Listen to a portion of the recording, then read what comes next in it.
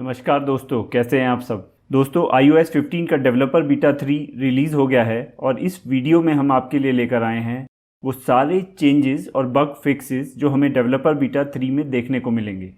मेरा नाम है सिद्धार्थ और आप देख रहे हैं टेक्नो एडिक्ट्स इंडिया।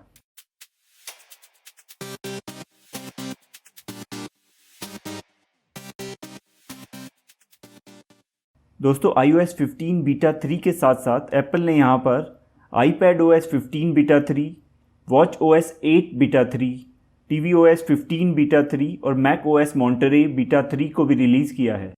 इस iOS 15 डेवलपर बीटा 3 का अपडेट फाइल साइज़ मेरे iPhone 12 Pro Max में 1.28 GB है, तो ये काफ़ी बड़ा अपडेट हमें यहाँ पर देखने को मिल रहा है। चलिए अब इस सॉफ्टवेयर को डाउनलोड करके अपने फ़ोन में इंस्टॉल कर लेते हैं। तो अब हमारे फ़ोन पे iOS 15 का डेवलपर बीटा 3 इंस्टॉल हो गया है। अब इसके बिल्ड नंबर पर नज़र डाल लेते हैं। आप यहाँ पर देख सकते हैं कि इस बीटा 3 का बिल्ड नंबर है 19A5297E। तो चलिए अब देख लेते हैं डेवलपर बीटा 3 में आने वाले सारे अपडेट्स और बग फिक्सेस को। सबसे पहली चीज़ जो यहाँ पर अपडेट की गई है वो किया गया है मॉडर्न फर्मवेयर। बीटा 3 में मॉडर्न फर्मवेयर को अपडेट किया गया है, जिससे जिन यूज़र्स को बीटा 2 में कनेक्टिविटी इश्यूज़ आ रहे थे वो इश्यूज़ यहाँ सॉल्व हो जाएं। मुझे पर्सनली दोस्तों बीटा 2 में ऐसे कोई कनेक्टिविटी इश्यूज़ देखने को नहीं मिल रहे थे। अगला चेंज जो यहाँ पर किया गया है वो किया गया है फोकस मोड में। जब आप फोकस मोड की सेटिंग्स में जाते हैं तो लेफ्ट साइड में बीटा 2 में आप देख सकते हैं कि ये फोकस स्टेटस और फ़ोन कॉल्स वाला ऑप्शन आपको देखने को मिलता है, जबकि बीटा 3 में ये दोनों ऑप्शन आपको यहाँ पर देखने को नहीं मिल रहे हैं। अब अगर हम यहाँ पर किसी एक फोकस मोड में जाते हैं, जैसे कि यहाँ पर अगर हम पर्सनल फोकस मोड में जाते हैं तो आप यहाँ पर देख सकते हैं कि ये फोकस स्टेटस, होम स्क्रीन और लॉक स्क्रीन के बटन्स अब एक साथ कर दिए गए हैं, जबकि बीटा 2 में ये बटन्स यहाँ पर अलग अलग देखने को मिल रहे थे। इसके अलावा अगर आप इस टर्न ऑन ऑटोमेटिकली वाले सेक्शन में देखेंगे तो ये स्मार्ट एक्टिवेशन वाला बटन यहाँ पर ऊपर मूव कर दिया गया है, जबकि ये बटन लेफ्ट साइड में जो आप बीटा 2 में देख सकते हैं कि यहाँ पर आपको have this focus turn on at a set time, location और वाइल यूजिंग द ऐप वाला ऑप्शन जो यहाँ पर देखने को मिल रहा है, इसकी जगह इसका नेम यहाँ पर चेंज करके ऐड, शेड्यूल और ऑटोमेशन करके सिंपल कर दिया गया है। इसके अलावा ये फोकस स्टेटस वाला ऑप्शन जो आपको बीटा 2 में बाहर देखने को मिलता था, इसको अब यहाँ पर डिफरेंट फोकस मोड के अंदर शिफ्ट कर दिया गया है। अगर हम इस फोकस स्टेटस वाले ऑप्शन के अंदर जाते हैं तो यहाँ पर भी हमें कुछ चेंजेस देखने को मिलते हैं। यहाँ पर हमें ऑटो रिप्लाई वाला ऑप्शन देखने को मिलता था, जो कि बीटा 3 में अब देखने को नहीं मिल रहा है, जबकि यहाँ पर बीटा 3 में आप शेयर फोकस स्टेटस वाले ऑन ऑफ टॉगल को देख सकते हैं, जो लेफ्ट साइड में बीटा 2 में हमें देखने को नहीं मिलता है। तो ये चेंजेस हमें फोकस मोड में देखने को मिलते हैं बीटा 3 में। नेक्स्ट चेंज आया है सफारी में। दोस्तों जैसा कि आप जानते ही होंगे कि iOS 15 में सफारी में इस एड्रेस बार को नीचे मूव कर दिया गया था, जिससे आप आसानी से सिंगल हैंड यूज़ में इसको यूज़ कर पाएँ। दोस्तों iOS 15 के बीटा 2 में जब हम किसी वेबसाइट के एड्रेस को डालने के लिए यहाँ पर इस पर टैप करते थे तो ये एड्रेस बार यहाँ पर ऊपर मूव हो जाता था, लेकिन बीटा 3 में जब हम इस एड्रेस बार के ऊपर टैप करते हैं तो ये एड्रेस बार हमारे कीबोर्ड के साथ अटैच होकर यहाँ पर आ जाता है, जिससे कि जब हम किसी वेबसाइट को यहाँ पर टाइप करते हैं तो हमें उसको देखने में थोड़ी आसानी हो जाती है। सफारी में ही जब हम एड्रेस बार में किसी टेक्स्ट को पेस्ट करने के ऑप्शन को ओपन करते हैं तो अब हमें यहाँ पर ये नया आइकन देखने को मिलता है, जबकि iOS बीटा 2 में हमें इस आइकन की जगह पर पेस्ट फ्रॉम कैमरा का टेक्स्ट देखने को मिलता था। उस टेक्स्ट को हटा के अब ये आइकन यहाँ पर दे दिया गया है, जो बेसिकली सेम ही काम करता है। अगला चेंज जो हमें iOS 15 के बीटा 3 में देखने को मिलता है कि जब हम अपने सफारी को अपने लैंडस्केप मोड में ओपन करते हैं तो हमें यहाँ पर ऊपर ये रीलोड वाला ऑप्शन देखने को मिलता है। ये रीलोड वाला ऑप्शन आपको बीटा 2 में देखने को नहीं मिलता था। उसके अलावा अगर आप इन 3 डॉट्स के ऊपर टैप करते हैं तो आप यहाँ पर भी इस रीलोड वाले ऑप्शन को आप देख सकते हैं। तो ये सारे चेंजेस हमें सफारी में देखने को मिलते हैं iOS 15 के डेवलपर बीटा 3 में। नेक्स्ट चेंज दोस्तों हमें देखने को मिलता है सेटिंग्स में। सेटिंग्स में जब हम जनरल टैब में जाते हैं तो यहाँ पर सबसे नीचे बीटा 2 में आप देख सकते हैं कि हमें रीसेट का ऑप्शन देखने को मिलता है, जबकि बीटा 3 में आप यहाँ पर देख सकते हैं कि इस ऑप्शन को चेंज करके ट्रांसफ़र और रीसेट आईफोन कर दिया गया है।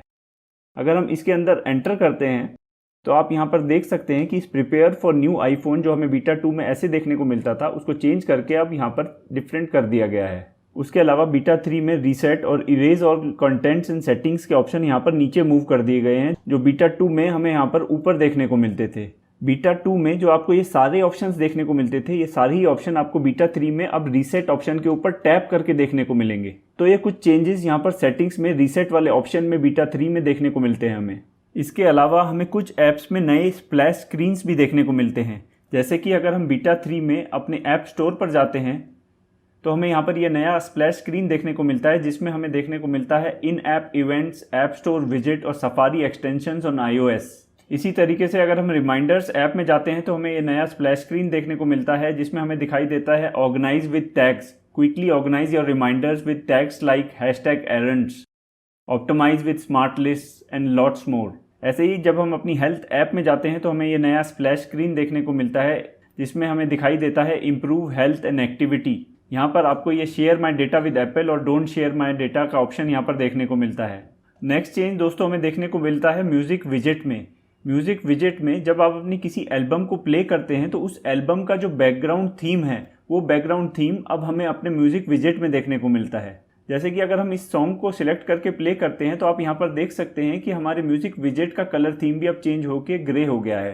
तो यहाँ पर म्यूजिक विजेट को भी थोड़ा कस्टमाइज करने की कोशिश की है एप्पल ने।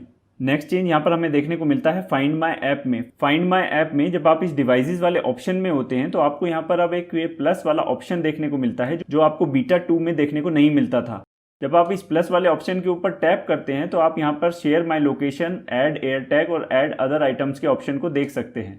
तो ये हल्का सा चेंज यहाँ पर फाइंड माई ऐप में भी किया गया है। इसके अलावा दोस्तों एक चेंज हमें पॉडकास्ट ऐप में देखने को मिलता है कि जब हम पॉडकास्ट ऐप में अपनी लाइब्रेरी में जाते हैं तो हमें ये नया स्प्लैश स्क्रीन देखने को मिलता है, जिसमें हमें देखने को मिलता है welcome to your library, shows saved and latest episodes. तो दोस्तों ये थे वो सारे चेंजेस जो हमें iOS 15 बीटा 3 में देखने को मिलते हैं। अब बात कर लेते हैं बीटा 3 में आने वाले कुछ बग फिक्सेस के बारे में। iOS 15 बीटा 3 में हमें 50 बग फिक्सेस देखने को मिलते हैं। कुछ बग फिक्सेस दोस्तों यहाँ पर किए गए हैं लाइव टेक्स्ट से रिलेटेड, और कुछ बग फिक्सेस दोस्तों ऑटो रिप्लाई मैसेजेस से रिलेटेड किए गए हैं कि जिसमें कुछ लोगों के ऑटो रिप्लाई मैसेजेस ठीक से वर्क नहीं कर रहे थे बीटा 2 में। इसके अलावा भी बहुत से छोटे छोटे बग्स यहाँ पर बीटा 3 में फिक्स किए गए हैं। एक बग दोस्तों यहाँ पर फिक्स किया गया है वाईफाई से रिलेटेड। iOS 15 बीटा 2 में अगर आप किसी ऐसे वाईफाई नेटवर्क से कनेक्ट करने की कोशिश करते थे जिसके नाम में स्पेशल कैरेक्टर्स जैसे कि % या हैशटैग्स होते थे, तो हमारा फ़ोन का वाईफाई लॉक हो जाता था और हमें अपने वाईफाई को यूज़ करने के लिए अपनी नेटवर्क सेटिंग्स को रीसेट करना पड़ता था। तो इस बग को भी यहाँ पर iOS 15 के बीटा 3 में फिक्स किया गया है और अब आप किसी तरीके की भी वाईफाई से यहाँ पर कनेक्ट कर सकते हैं। तो दोस्तों ये थे वो सारे चेंजेस और बग फिक्सेस जो हमें iOS 15 के डेवलपर बीटा 3 में देखने को मिलते हैं। हमें उम्मीद है कि आपको ये वीडियो यूज़फुल लगा होगा। अगर आपको ये वीडियो पसंद आया हो तो इसे लाइक करें, अपने दोस्तों और परिवार के लोगों के साथ शेयर करें, हमारे चैनल को सब्सक्राइब करें और बेल आइकन को दबाना ना भूलें, जिससे जब भी हमारा कोई नया वीडियो आए तो आपको उसकी जानकारी मिल सके। धन्यवाद।